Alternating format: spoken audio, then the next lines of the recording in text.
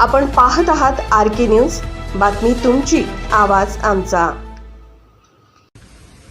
आज सुप्रीम कोर्टामध्ये महाराष्ट्र सरकारचे वकील धर्माधिकारी यांनी पुन्हा एकदा न्यायमूर्ती पार्डीवाल यांना विनंती केली। नांदणीचा माधुरी हत्तीला जो वनताराकडे सोपवलेला आहे त्या हत्तीला पुढील उपचारासाठी महाराष्ट्रामध्ये परत आणण्यासाठी परवानगी द्यावी। परिस्थिती बदललेली आहे म्हणून महाराष्ट्र सरकारच्या वतीनंच त्यांनी विनंती केली।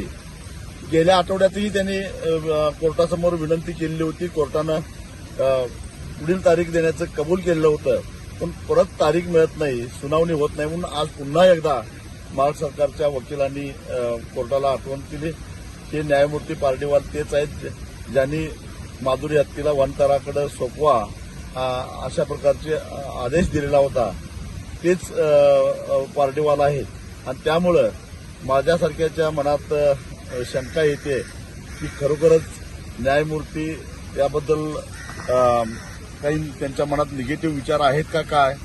खरं तर मी राज्य सरकारला सुद्धा इशारा देणार आहे की आता बस झालं कोर्टातली टाइमपास।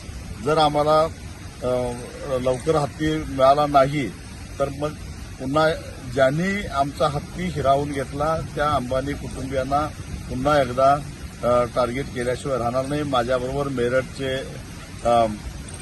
सुदीप जैन आहेत, अनिल गुळी आहेत नोएडाचे। आम्ही सगळ्यांनी ठरवलेलं आहे देशव्यापी पुन्हा एकदा आंदोलन आम्हाला करावं लागेल। मला वाटतं की राज्य सरकारनं आता मी इशारा दिलेला आहे की राज्य सरकारनं आपल्या वकिलाला सांगावं, आम्हाला माहिती नाही, परंतु जर माधुरी हत्ती परत आली नाही तर आम्ही गप्प बसणार नाही। आमचा संयम आता संपत चाललेला आहे।